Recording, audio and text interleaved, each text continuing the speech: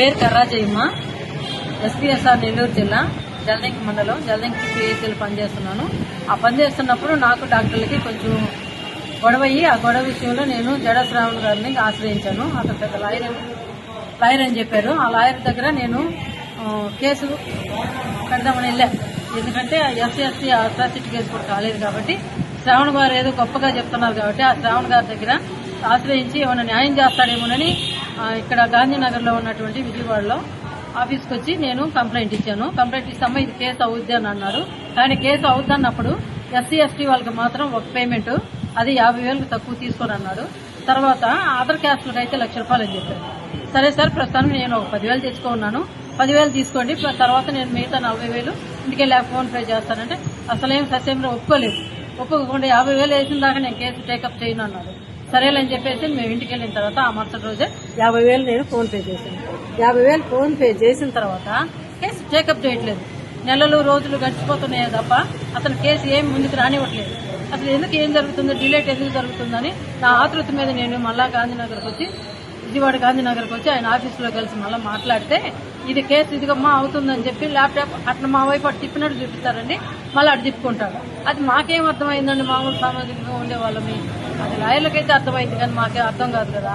అందుకని సార్ ఏమైంది, మీ గురించి చాలా గొప్పగా విని మీ దగ్గర కేసు ఇస్తే ఇట్లా డిలేట్ చేస్తున్నారు, ఏంటి సార్ పరిస్థితి అని చెప్పాను. కానీ అతనేమీ టేకప్ చేయలేదు. నేను ఇచ్చిన ఫార్మేట్ మొత్తం ఇదిగో ఇట్లా పలానా వచ్చి కేసు పెట్టిందని మళ్ళీ డాక్టర్లకి ఇంటిమేషన్ తెలియజేసి అతను వాళ్ళతో కుమ్మకైపోయి నా కేసు డిలేట్ చేశాను.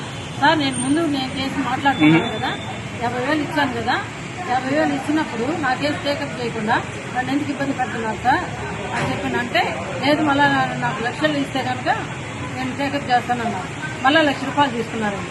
₹1,00,000 తీసుకొని సరే టేకప్ చేస్తానన్నారు. కానీ మళ్ళీ నెలలు జరుగుతూనే ఉన్నాయి. ప్రతి నెల నేను నా భర్త వస్తూనే కేసు విషయం అడుగుతూనే ఉన్నాను. కానీ శ్రావణ్ గారు ఏమి సమాధానం ఇవ్వట్లేదు. ఆ కేసు విషయం అయితే అసలు రావద్దంటున్నారు. నా దగ్గర డబ్బులు తీసుకొని 50,000 ఫోన్ పే చేసుకుని ₹1,00,000 డబ్బులు తీసుకొని నా కేసు టేకప్ చేయని డాక్టర్లతో కుమ్మక్క అయిపోతే నాకు ఎంత బాగా ఉంటుంది. జడా శ్రావణ్ గారు చేసినంత మోసం అండి, న్యాయమే జరగలేదు. న్యాయం చేస్తానని అన్యాయమే చేశారు. న్యాయం అనే మాట లేదు అతని దగ్గర, పేరుకు మాత్రం అంటాడే కానీ అది న్యాయమే లేదు. తర్వాత నేను ఎన్ని రోజులు అయినా ఎదురు చూస్తున్నాను కానీ అతను డబ్బులు అడిగినప్పుడల్లా మా పైన దుర్భాగ్యం పంపిస్తున్నారు. అతను సెక్యూరిటీ గార్డ్స్ కానీ వాళ్ళ దగ్గర ఉండే వాళ్ళు కానీ స్టాఫ్ కానీ వాళ్ళు లోపలికి సరేనని ఇంకా మా కేసు కాకపోయినా పర్లేదు సార్ ఎన్ఓసీ అన్నా ఇవ్వమని అడిగాను.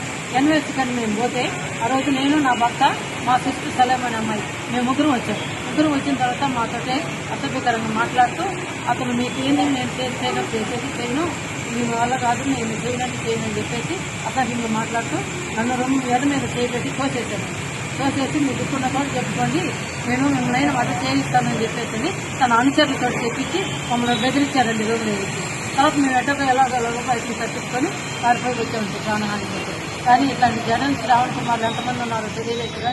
కానీ ఎస్సీ ఎస్టీ వాళ్ళకి మాత్రం పేరు గొప్ప అభివృద్ధి పడినట్టుగా అసలు కేసులు టేకప్ చేయకుండా అలాంటి వాళ్ళని ఎంతమందినో మోసం చేస్తూ డబ్బులు ఆర్జిస్తూ పైగా కేసులు తీసుకోకుండా చేస్తున్నారండి.